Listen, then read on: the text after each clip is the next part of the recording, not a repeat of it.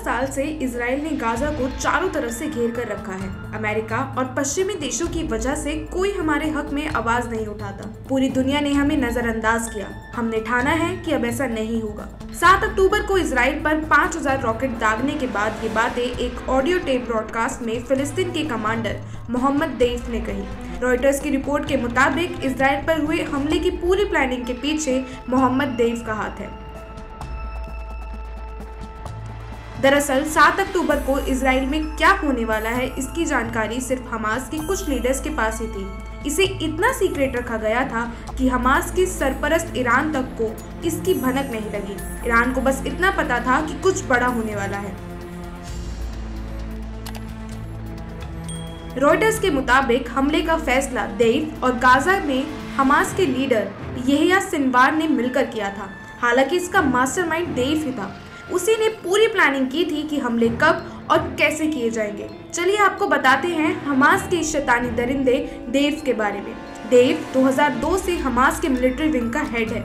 ये 1965 में गाजा के खान यूनिस कैंप यानी कि रिफ्यूजी कैंप में पैदा हुआ था। उस समय गाजा पर इजिप्ट का कब्जा था। 1950 में इजराइल में हथियार लेकर घुसपैठ करने वालों में उसके पिता भी शामिल था।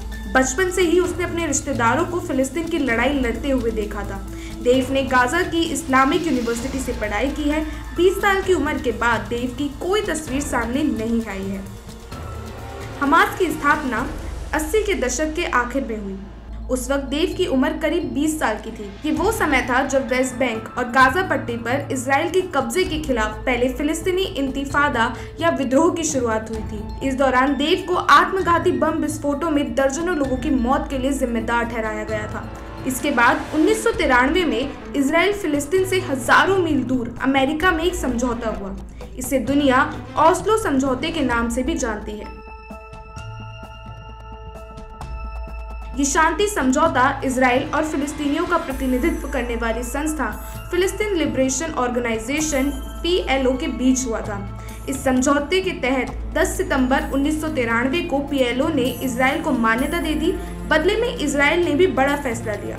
उसने PLO को फिलिस्तीन का आधिकारिक प्रतिनिधि माना, लेकिन हमास को ये बात रास नहीं आई। उसका कहना था कि फिलिस्तीन को वो सारी जमीन वापस की जानी चाहिए जो उसके पास 1948 के अरब इजराइल युद्ध के पहले तक थी। ओस्लो समझौते के खिलाफ 1996 में इजराइल में एक और अटैक हुआ। इसमें 50 से ज्यादा लोग मारे गए थे। इसका आरोप भी देफ पर लगा था। आपको बता दें, देफ को 7 से ज्यादा बार मारने की कोशिश भी हुई है। देफ सालों से इजराइल की मोस्ट वांटेड लिस्ट में टॉप पर है।